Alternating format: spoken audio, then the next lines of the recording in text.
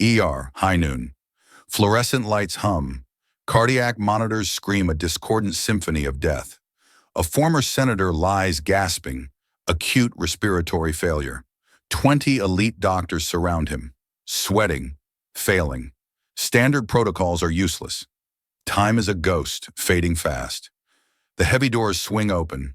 Ethan Cole, a single father in a grease-stained shirt, stands at the threshold. His 9-year-old son waits outside, clutching a worn backpack. Ethan isn't a doctor. He's the lowly repairman. He watches the failing monitors, his eyes narrowing with terrifying focus, and whispers, "That won't work." Silence falls. All eyes turn. Ethan Cole is a man who exists on the fringes of a world he once dominated.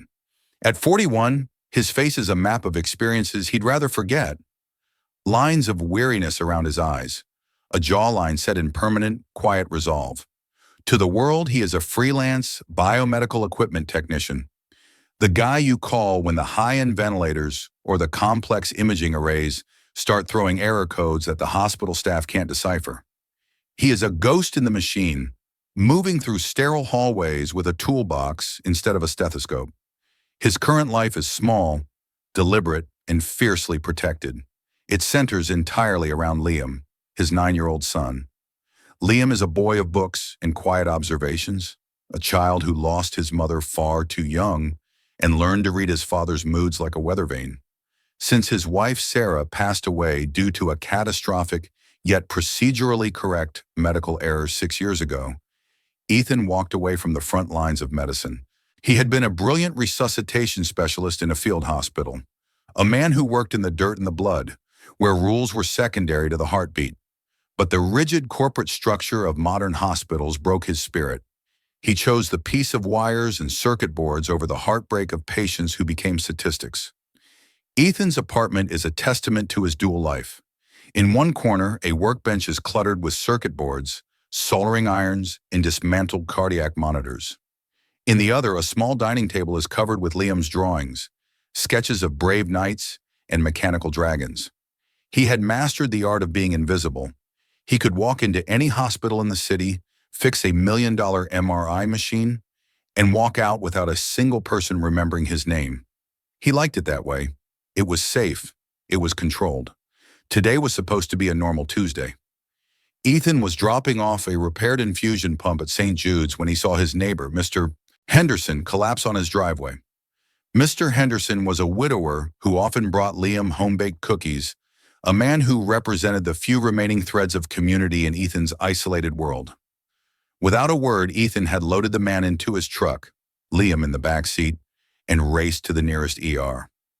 Now he stands at the edge of the resuscitation bay. The air is thick with the smell of ozone and disinfectant.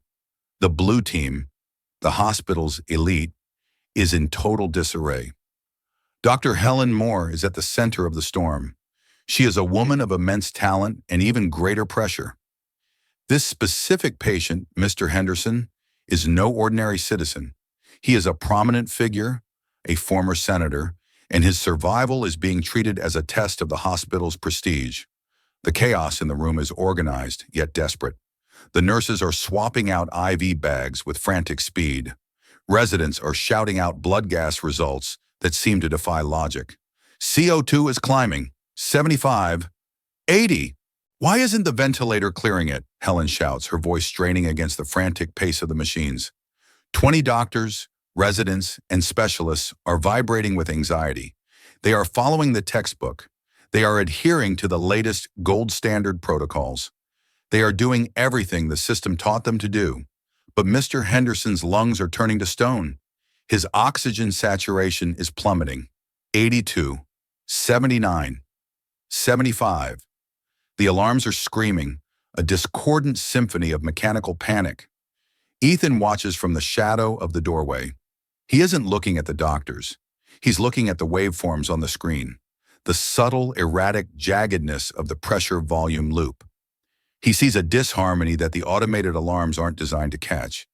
He sees a rare complication, a compliance mismatch, caused by a micro-leak in the bronchial tree that creates a feedback loop in the ventilator's sensors. It's a mechanical interference that he once saw in a desert tent during a sandstorm, where the dust played havoc with the early model ventilators. The air isn't moving because the valve is fighting the diaphragm, Ethan mutters to himself. He sees the resident reaching for a higher dose of sedatives, thinking the patient is fighting the vent. "Excuse me," a young resident snaps, noticing the man in the grease-stained work shirt.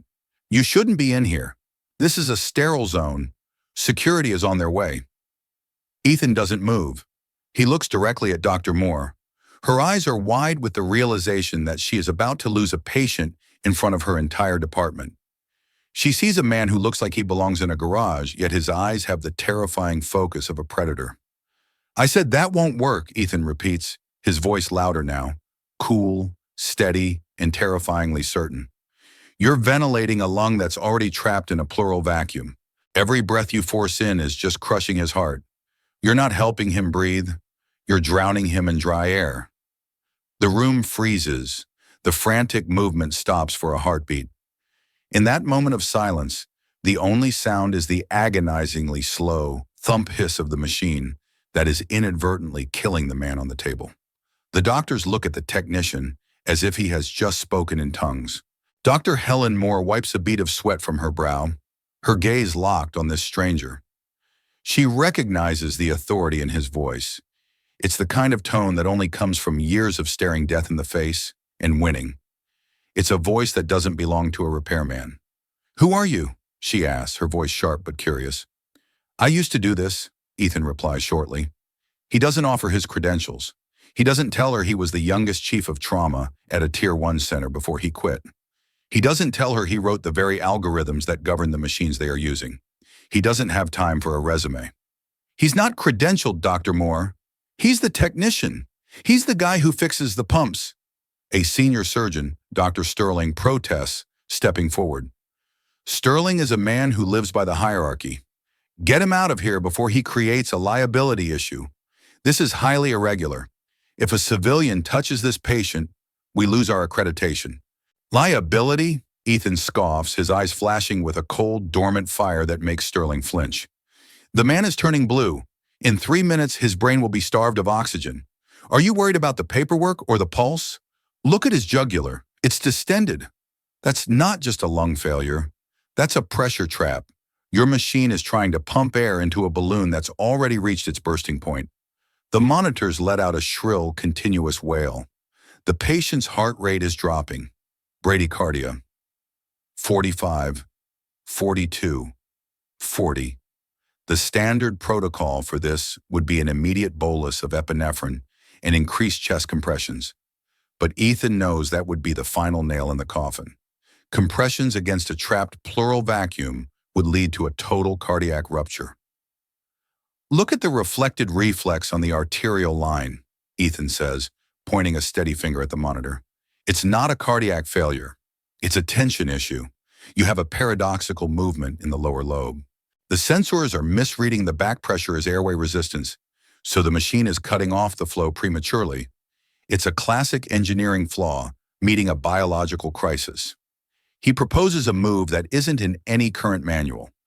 A manual intervention involving a repositioning of the airway while simultaneously adjusting the mechanical vent's flow sensors to lie to the system. It's a high-wire act. It requires a deep understanding of both human anatomy and software logic. It's a move that carries a massive legal risk. If it fails, the hospital is defenseless in court.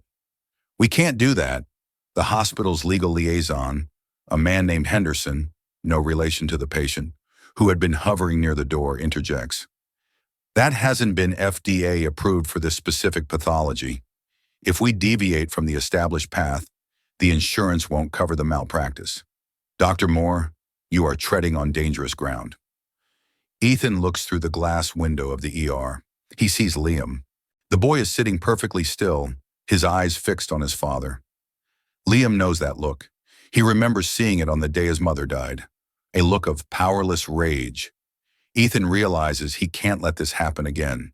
He can't let the system kill another person he cares about just because they're afraid of a lawsuit. The trauma of the past fuels the conviction of the present. "Give me 60 seconds, Ethan says to Helen. He ignores the others. He speaks only to her, recognizing her as the only one in the room still capable of independent thought. 60 seconds to bypass the automated sensors and manually vent him. I will take the needle myself. If the saturation doesn't climb, I'll walk out and you can go back to your protocols and your autopsies. But if I'm right, you save a life that your standards have already written off. Helen Moore looks at the wall clock. The second hand is sweeping toward the red zone. The patient's face is a haunting shade of gray violet. Her team is looking at her, waiting for a command. They are paralyzed by the fear of being wrong, by the weight of their own degrees. Dr. Moore, if you let him touch that patient, I will have your license by sunset, Dr. Sterling hissed. He was more afraid of the breach of order than the loss of life. Be quiet, Sterling, Helen snaps, her decision made. She looks at Ethan. She sees a man who has nothing to gain and everything to lose. A man who is offering a lifeline in a room full of anchors. 1 minute, Mr. Cole. Starting now. And may God help us all if you're wrong. The room holds its breath. The silence is heavy, broken only by the hum of the air conditioning and the desperate fading rhythm of a dying man's heart. Ethan drops his toolbox, and for the first time in 6 years, he reaches for a pair of surgical gloves. The repairman had just become the lead surgeon. The shift in power is instantaneous and palpable. Ethan Cole doesn't wait for a formal invitation. He steps into the circle of white coats, his presence forcing the gathered experts to recoil like a receding tide.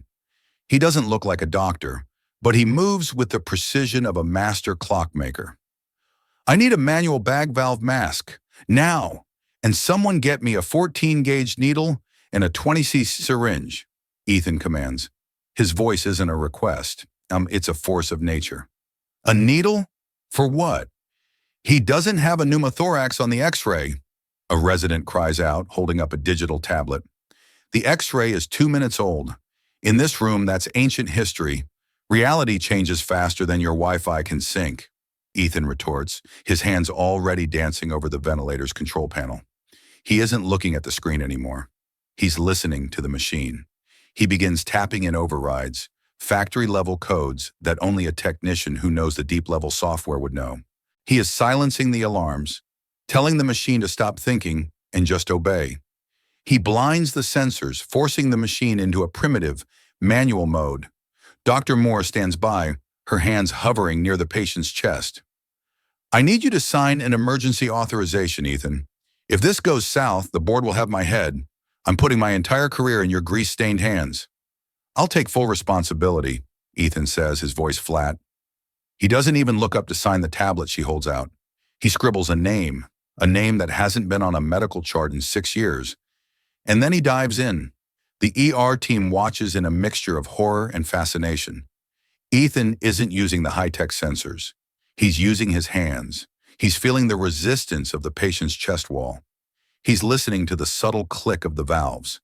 He begins to pump the manual bag, but in a strange, asymmetrical rhythm.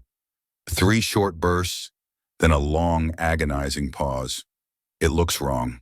It looks like he's letting the patient suffocate. The residents whisper among themselves, convinced they are watching a murder. He's crashing! P! Pulseless electrical activity! The monitor watcher screams. The heart rate dips to 30, 25, 20. The line is nearly flat. Stop! We have to start CPR. Dr. Sterling, move in! Sterling reaches for the patient's chest, his hands balled into fists for compressions, but Ethan blocks him with a firm, unyielding shoulder. Wait, Ethan says. His heart is stopping. You idiot! You're killing him with your arrogance! Sterling yells, his face red with fury. Wait, Ethan repeats, his eyes locked on the oxygen saturation line.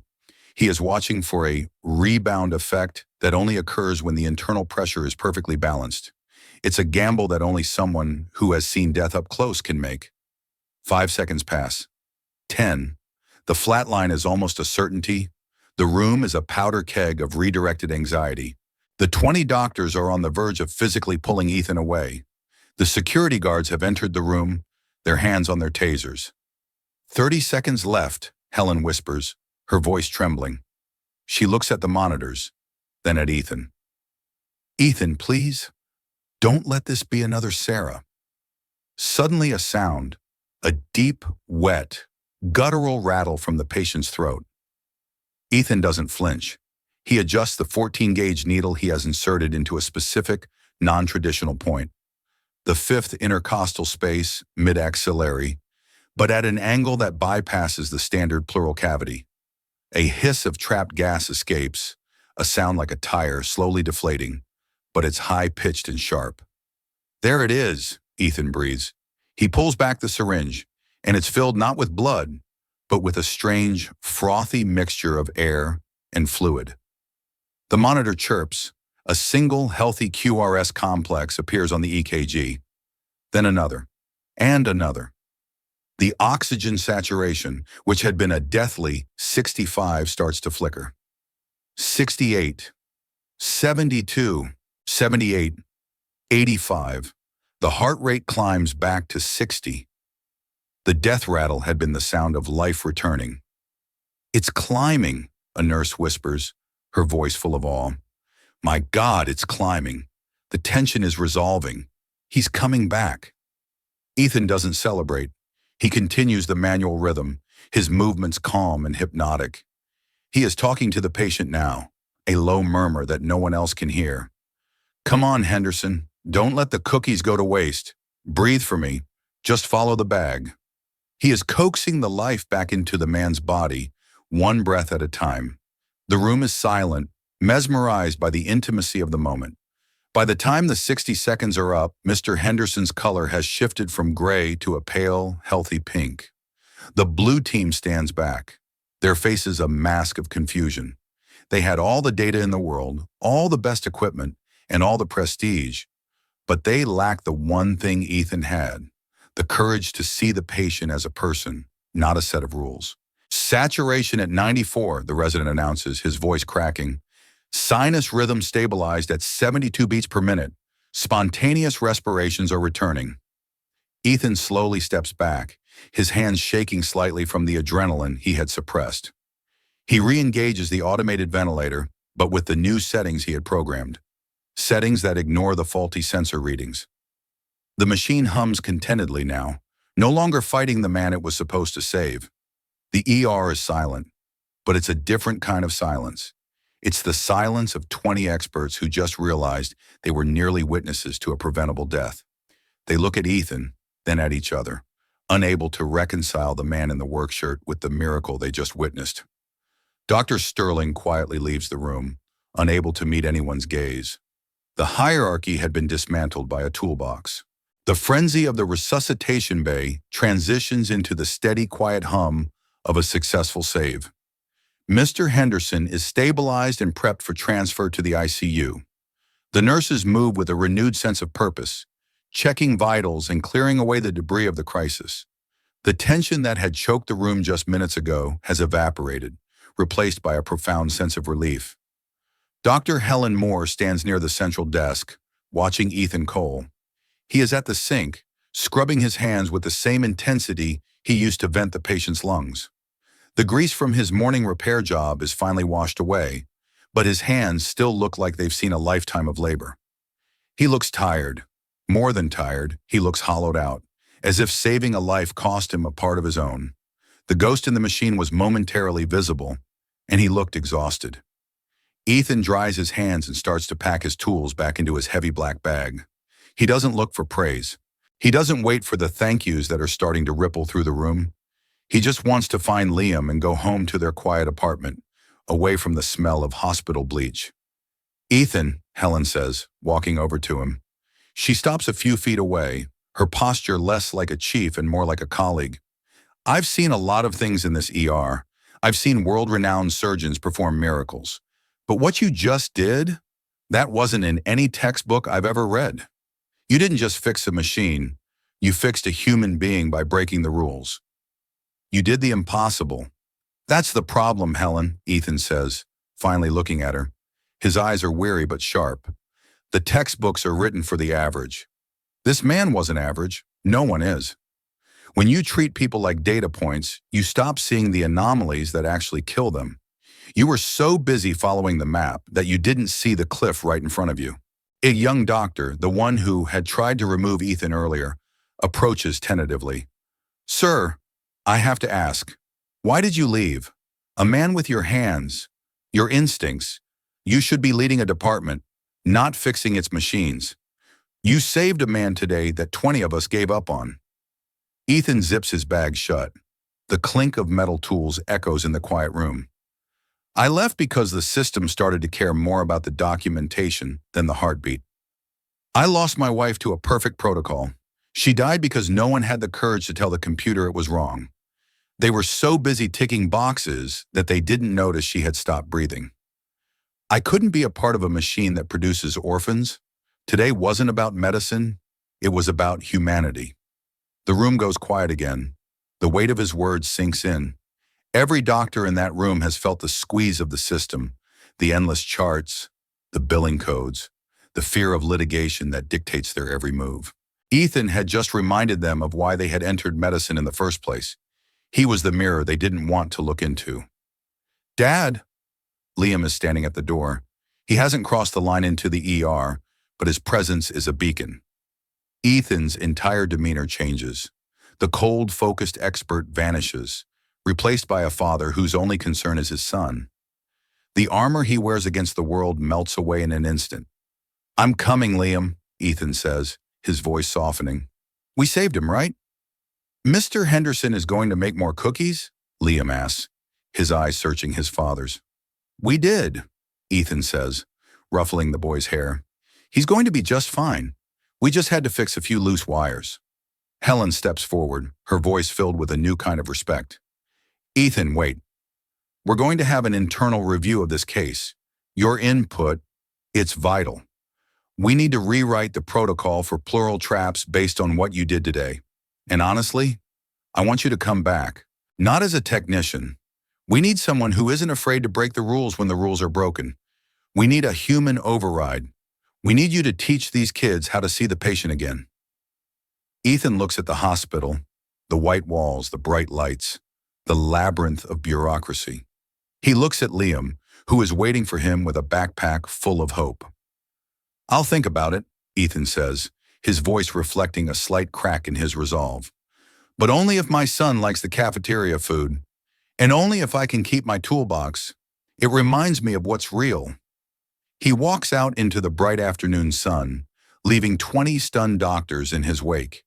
He didn't just save a life today. He saved the soul of a department that had forgotten how to fight for the individual. The hospital's parking lot is bathed in the golden hue of the afternoon sun. Ethan and Liam walk toward their truck, a small island of peace in the wake of the storm. Behind them, the massive glass towers of the medical center pulse with the life and death drama that never stops. Inside the ER, the atmosphere has permanently shifted. Dr. Helen Moore has already called for an emergency meeting of the Ethics and Protocol Board. She isn't just filing a report, she's demanding a revolution. She shows them the waveforms Ethan captured, the proof that the standard would have killed Mr. Henderson. She presents the override codes Ethan used as a new blueprint for emergency respiratory failure. She is using Ethan's courage to dismantle the apathy of the system. A week later, the investigation concludes. The results are a bombshell. The hospital admits that their rigid adherence to automated protocols had created a blind spot in patient care. The CEO is forced to step down, and a new initiative, Patient First Care, is launched.